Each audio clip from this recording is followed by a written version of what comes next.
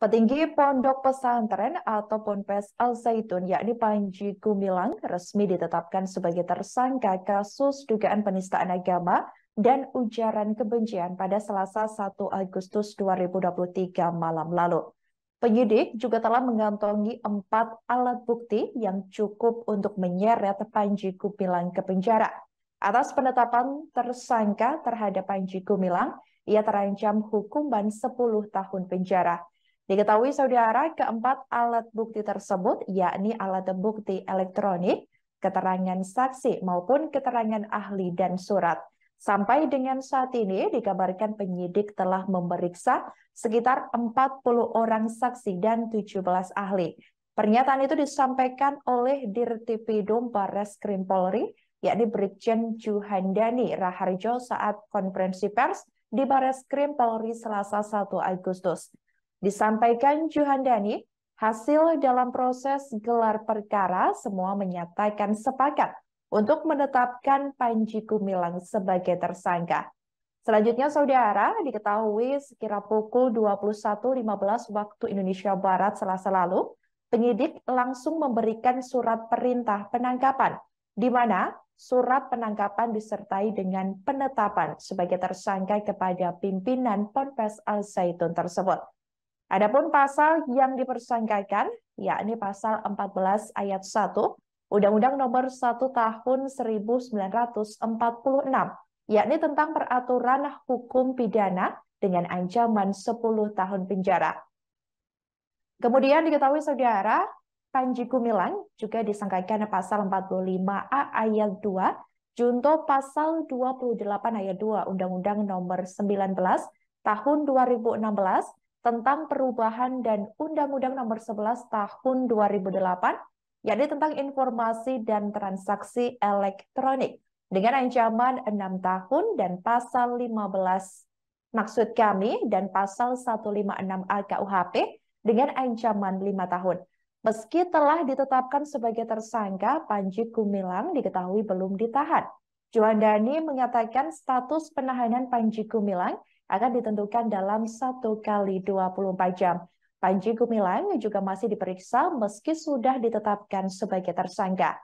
Selain itu, saudara, Juhandani pun meminta publik untuk bersabar menunggu terkait hasil pemeriksaan lebih lanjut atas tersangka Panji Gumilang. Pada kesempatan malam ini kami akan menyampaikan hasil dari proses pemeriksaan saudara PG terkait dengan pemanggilan saksi yang kedua. Kita ketahui bersama bahwa yang bersangkutan kemarin kita panggil tidak hadir dengan alasan sakit, dan itu kemarin sudah kami sampaikan secara formil, bukti sakit tidak bisa kami buktikan bahwa dia sakit. Kemudian kami melayangkan panggilan kedua, yaitu pada hari ini. Alhamdulillah yang bersangkutan memenuhi panggilan kami sebagai saksi untuk panggilan yang kedua.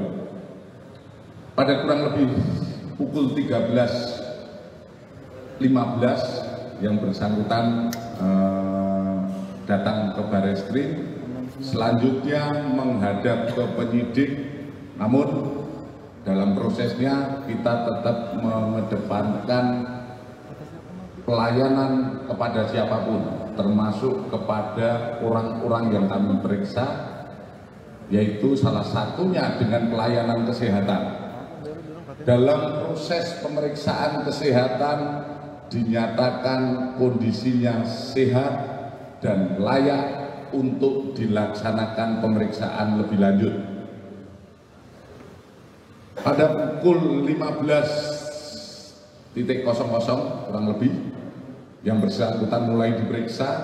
Adapun materi pemeriksaan adalah materi terkait dengan keterangan yang bersangkutan sesuai yang dilaporkan, yaitu tentang penistaan agama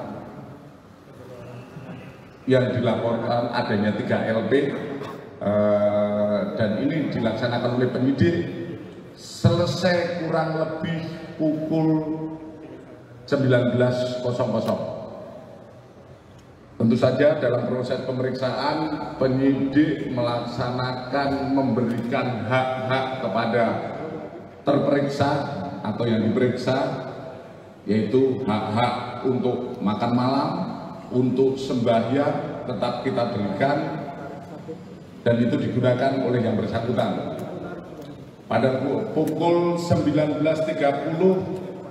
pemeriksaan selesai, namun yang bersangkutan masih mengoreksi dan kurang lebih 5 kali proses mengoreksi, bolak-balik 5 kali dibetulkan oleh penyidik, dan kami sampaikan setelah dilaksanakan pemeriksaan, penyidik melaksanakan gelar perkara, di mana gelar perkara ini dihadiri oleh penyidik, kemudian dari Propam, dari Itbasum, dari Divkum, dan dari Wasidik. Hasil dalam proses gelar perkara,